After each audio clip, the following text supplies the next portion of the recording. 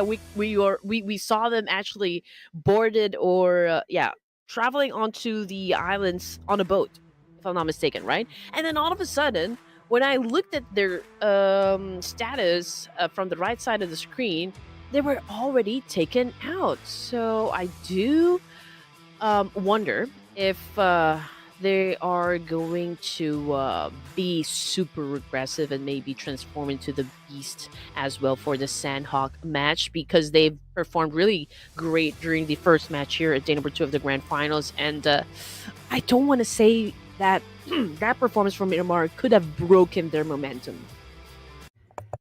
I mean, that is the thing. That is the thing.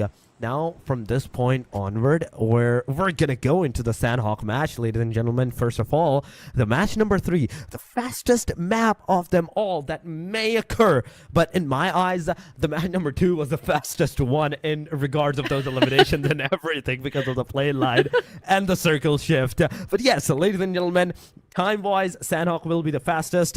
DRS going near the Naham angle, whereas maybe the MTD Twisted may take an approach towards the Team DRS as well. But aside from that, all the locations, aside from the Bantai, the Docks, the Kampong, and Lakavi, it's going to be accessible for the teams, because it's Sandhawk. You can glide there. You can go Quarry. You can go Cave, up to Camp Charlie if they want to. But will there be clashes? Where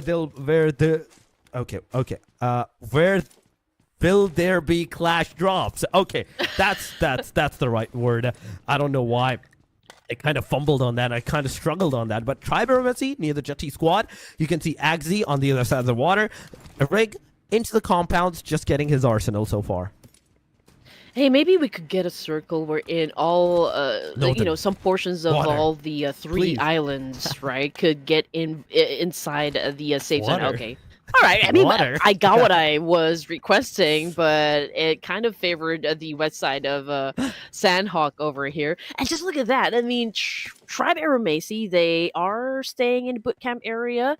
And just look at the amount of teams that will be coming from the east side here, Torix. So, again, this could, of course, potentially catapult Tribe AEROMACY in the leaderboards if they are able to really put up a great defense for the bootcamp side, because I'm pretty sure that most, if not all, will be heading towards this particular spot in Sandhawk because of the fact that it does provide sanctuary and refuge for the teams here. I mean, you don't even have to worry for any stray bullets to hit your way, just because you are completely surrounded by concrete walls, which is what you need in order to survive any of the trade-offs that will definitely happen in just a while. Now, we didn't see any drop clashes happen for Sandhawk, but judging by how close they are to each other, and especially with the circle favoring the western side of Sandhawk, I feel like there will be collisions that will happen probably the moment we step into stage 2. I mean, that's one thing that you can't deny, no matter what. It's definitely going to happen. It's bound to happen one way or another. The collisions in Sandhawk, if there is no collision, is it Sandhawk at all? This is what I think mainly, but everyone has their own opinions on this. Xerox, so far, JUTTI squad, it is a 4-man and no fight. For some reason, this Sandhawk, the Miramar has been so aggressive on the team that they're like, okay, Sandhawk, we can play it safe at this point. Not a single fight, not a single collision, and now no one even remotely close to another one. But oh, me and my big mouth. Once again, ladies and gentlemen, I say one thing, and the teams are like, okay, we gotta prove this guy wrong. That's 3 elimination back to back, 4 death machines. It could have been the full annihilation of the team at this point. This is not looking good. But you know what the funniest part is? What's the most amazing part is? KOM, the team that is right above the 4 death machines, they're the one aggressing upon on the KOM side, in fact 4 death machine side. Yeah, I think this is what makes, Sandhawk very interesting, because we do have a circle that kind of involves portions of all of the 3 islands here. You have to get across to another island either by swimming or passing through a bridge, which is, of course, both super risky for any of the teams. And what happened with 4 death machines is that they got caught off guard here. I mean, they probably didn't know that there was SPE with a very good vantage point. It was easy for them to kind of witness them go into the waters and try to get across the island. And coming off the kill feed, it's also T2K that's been having a fight, having an altercation up against RLX, and it looks to me like they're on the losing side for this clash. Yes, well, they are. Yes, they are. They are. They are kind of into the losing side. But HAINA, come on. You are already at the bottom lines. You don't want like any more casualties on you, but that's 3 players down. T2K gets elimination fully completed on their side. KOM gets a finisher as well. Wait a second, ladies and gentlemen. What is going on with these teams? What is going on with these players? The team KOM has also been eliminated, Andy. I mean, it's fast just because of the circle that we have here so far. Again, everyone needs to get inside the circle. Everyone needs to get inside the safe zone. But in order for, I mean, for you to do that is, again, you need to be able to get through the bridge safely and, or might as well just swim. But that's the beauty of Sandhawk, right? Um, uh, it's either way, it's really risky, which is of course what PUBG always prioritize. I mean, it's all about the altercation, it's all about surviving, and it's all about, you know, like really being aggressive and those elimination points for the game. Anyway, Tribe AEROMACY, well, they did lose a member, so they're down to 3. HAINA already lost 2, but they did manage to put up 3 elimination points in the bag. And as for stage 1 here, I mean, KOM, 4 Death Machines, and T2K just like that. I mean, they got eliminated so fast. Oh man, it was pretty hard to see what is currently going on in the situation, Twerks. What I can say is the fact that Sandhawk is finally showing its real face, but my main concerning part for the Sandhawk is not about the teams taking the fight or whether they're not taking the fight. My main concern for the Sandhawk is the next stage, because the circle has been kind of either going the hard Western or the hard Eastern. Match number 1, it was going completely hard. The first shift was okay, the Eastern shift. Then from that point onward, it was all Western shifts. And the second match, it was completely on the Eastern side. But here we go. We have a duck rotation going on. The propellers are going. I really love this skin. I don't know why. I even have this one on my own boat. But my main concern for these guys is not only they're 1,000 meters away from the circle, but look at the fact that maybe, just maybe, they don't have fuel to refuel their boats. What are they going to do then? Well, they have to figure out a way to survive, so that's their problem. But, okay, here we go. 13 teams, stage 2, and yeah, we're looking at Royal GURKHAS right at the edge of the circle here, but there's no team in the boot camp. So Tribe AEROMACY already moved forward. They're now near Camp Alpha. They do have a compound to themselves, but the one scouting the area from Tribe AEROMACY just got taken out back to the spawn area, and so Tribe AEROMACY also suffered a loss here. Camp Alpha currently being manned by the JUTTI squad, but they're on a split here, so mainly they only have 2 players from inside that spot. Now, Royal GURKHAS, again, in a very good spot. I feel like they could potentially accumulate points here. I mean, RC32 is right in front of them. We got Mamba scouting the area as well, trying to decide if this is already like a safe timing for them to actually collect those points. And from the Cupid, it's TM7. Getting a lot of damage, getting into a fight here, and currently Toric is not looking too good for their team just because of the fact that they only have a total of 13 points here, and we are already at day number 2 of the grand finals. I mean, that's what I was talking about at the very start of this engagements as well, that the teams, they don't have that much points. They're not able to like secure those crucial points that they need to like survive for the grand finals.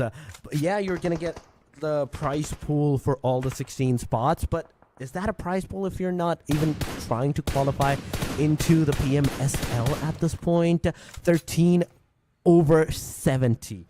That's 13:70. That's the difference that we have from the number 1 all the way down to the number 16. Then we TM7 down to the 2 players that they are. They're already down to a duo. That means more hinderations, more maybe like difficulties for these guys into the next stages as they will be moving into the next match, or maybe even this one as they're moving into the next stages of the circle. There is going to be a lot of fights into the surrounding area, surrounding premises. TM7 Eddie gets a knockdown, but this now down to the very last guy. There we go. TM7 has been completely eliminated as Orpheus takes his final breath. And the kind of gameplay we are seeing from DRS at this point, again, is a little passive during the first few zones in every match. I mean, at this point, they're already meticulous. They know which battles to pick. They know which battles to step away from. That's why they always survive up until the latter stages of the game here. It's hard. It's not easy to get full squad into the last few zones here, but DRS keeps showing up. That's why they always have that advantage that we speak of here in PUBG. Taking a look at Royal GURKHAS, there is a team in front of them, as we've already anticipated. Those are the boys coming from RC32, but it could be hard for Royal GURKHAS to actually step into a fight here just because of the fact that they're out here in the open, and RC32 is holding on to a compound here. So in terms of like safety and advantage, RC32 definitely has those. Tribe AEROMACY once again holding on to a compound close to the edge of the circle here, could potentially gatekeep the rest of JUTTI's squad and another team here. So let's check it out. I mean, again, another opportunity opened up for the side of Tribe AEROMACY. They've not have been having a good time during day number 1 and some of the matches that we've had to go through so far for day 2. So again, this is a great opening, but considering the situation here, Torix, Tribe AEROMACY down to their 2 players. So do they have enough firepower for any fights to happen? I mean, that's the thing. It's not about the firepower. It's kind of about the strategy and how you're like overtaking the other team into their own like mind games. But NEPX is gonna take one of the Royal GURKHAS player down. That's a knockdown. Now gonna forward with the grenade. Maybe it's gonna connect. Maybe it's not gonna connect. The grenade actually connects. Precious gets Psycho down as well, as Psycho gets another grenade towards the side. He's gonna survive, but instantly he's gonna be obliterated by the UMP-45. But NEPX Rex, oh my god! I saw an AWM, ladies and gentlemen, into the kill feed, and I'm excited to see it. Ark, come on. We need a confirmation. We need that headshot confirmation. Please do it. Do it. But oh my god, we missed it. Domain got finished off, but Mamba now moving forward toward the Precious side. Ark once again with the arm in hand. He is waiting for the opportunity. He needs to move inside that circle. The circle's closing in slow and steadily, as it's still going to be 1 minute and 22 seconds before the circle closes down. The grenade is going to go inside. It's going to do a lot of damage on the player, in fact, at this point. But still, looking at the fact and figurines, JUTTI squad has lost 1 player. Okay, then we have SHREEPECH with 1 player knocked down, but instantly revived up. This is the reason why just a while ago Royal GURKHAS, as much as possible, is not taking any fight, just because of the fact that if you do open fire up against an opposition here inside a battlefield, is that you compromise your location. And Royal GURKHAS, out there in the open, they didn't have any compound, so they're pretty vulnerable to any teams that will definitely pass by or any teams that will hear those gunshots. And NEPX, okay, they were the first team to actually trying to get close to where Royal GURKHAS is, but now they've had the fight, and both of the teams suffered some losses, especially for NEPX. I mean, this could be, again, another underwhelming performance coming from NEPX, just because of the fact that we've seen this kind of energy and gameplay from NEPX during the playoffs. I mean, they really started off really strong and then kind of just faded out. And it's happening all over again here, Torix. So RC32 out there in the open. They were holding onto a compound just moments ago, but now that they've already left it, well, it's a free-for-all kill for any of the teams here. Royal GURKHAS obviously capitalized on that situation. Even though they are down to their last member, Mamba with a Mamba Mamba mentality, open fired, and was able to secure points for the team. They are, and the match number 3, Thanos is not kind on these guys. But look at the tap-tap's fire going on. Xerox, you barely scratched the surface, but there we go. The player's gonna get taken down. It's a knockdown, but is it Xerox that got the knockdown? This is the bigger question at this point, because elimination-wise, if we are talking about the Team JUTTI squad, they're still on the 5 elimination with 4-man standing. Tamag is getting that revival as soon as he can. He is trying to get that revival, and fortunately enough, he will be revived. So there is one thing that we do have to know, and we do know about the fact is that every single fight that's happening into this premises, it's kind of like either the top mountain ranges that's actually getting engaged, or those teams that are coming from the backstabs. Okay, so from the last map feed, we saw that Tribe AEROMACY was holding on to a compound right at the edge of the circle, and again, JUTTI squad is about to just step into the safe zone, so let's wait up until they settle the altercation. But right now we're looking at HAINA, and what a great shot coming from Claw of Royal Dragons. Just like that, he was able to score a point for the team as well. DRS right now finds NEPX, and yeah, I feel like they've already gone through a fight here, but Giante, what are you doing, man? Opened yourself up to Tribe AEROMACY. I mean, he was actually running on top of the bridge there, which is, of course, not a very good spot to get exposed in. And, oh man, DRS suffered a major loss here, and now they're down to just 3 players. But, okay, I mean, they were able to put 3 in the bag, so I guess they're still okay, but Tribe AEROMACY obviously not gonna let this one go. They got another one knocked down on the ground, and that is Delta, and they did not really let DRS to pick up their teammate here. So DRS might be in trouble here just because of the fact that we only have 1 active player left, and they're already tanking the blue. I mean, it is DRS that is on the very top, and even though if they get eliminated here, there's still nobody into the clothesline vicinity that can actually take them down from the number 1 position. So easily if they want to get eliminated from this point onward, they can. But nobody wants to do that. Even though they're outside of the circle, they're going to receive a lot of blue damage. They have to one way or another get inside that circle, get inside the vicinity of that circle. But talking about once again the fight and everything, XZ JUTTI gonna take down one of the SHREEPECH players. With the SHREEPECH is also gonna be eliminated out of the match.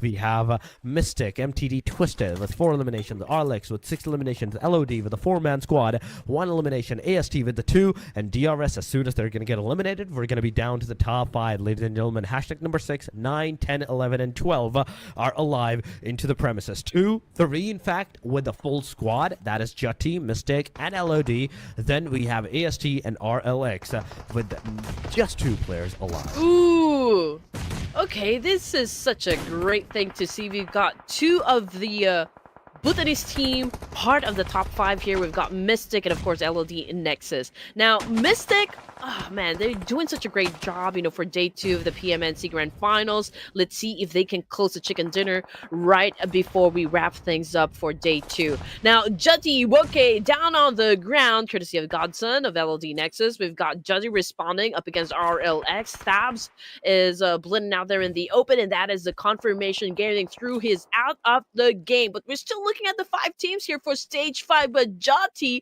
man, they're taking a lot of damage. They're suffering some losses here, and JUTTI squad continues to dominate, and they might even bag the points here coming from RLX, but they need to be careful though, because from the right side, I feel like there's another team here, and those are the boys coming from Nexus.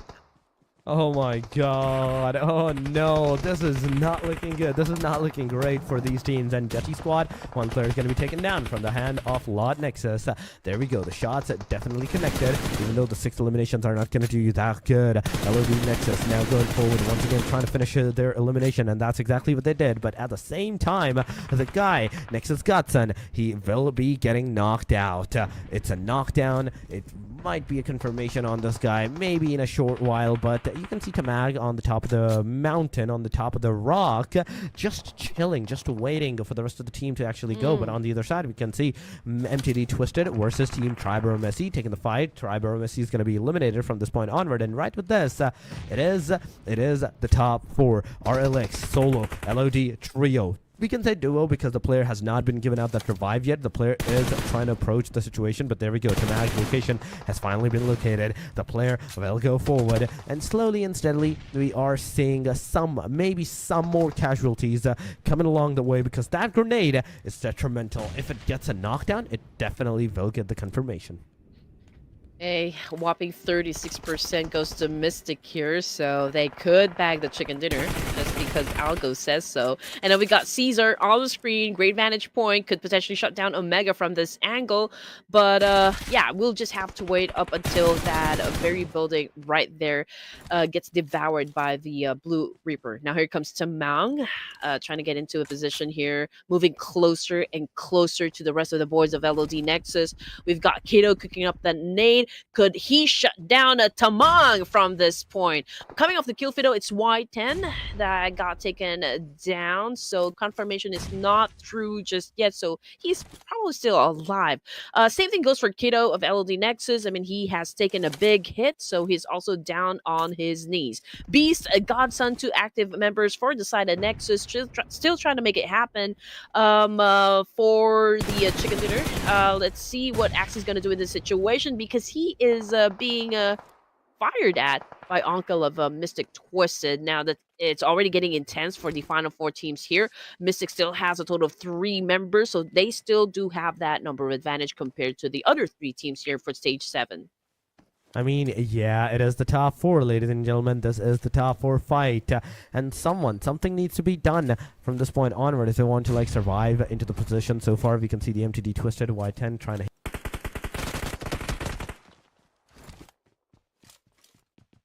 Ooh. One kill is going to get knocked down right with this. It's another eliminations coming back and forth. It's a back and forth of those eliminations coming around the premises. Things are not looking good. Things are not precious like a pretty whatsoever. It's a full elimination back to back coming around MTD Twisted. You can see duo, JUTTI squad duo. And last but not the least, Team LOD is also down to the duo that they are. Yeah, this is the battle of the dynamic duos coming from all the 3 remaining teams here. But you know what? The circle actually favored LOD. So let's see if Mystic and JUTTI can, what they can make out of this situation. But yeah, JUTTI already down to their last active member because Tamang is already on the ground here.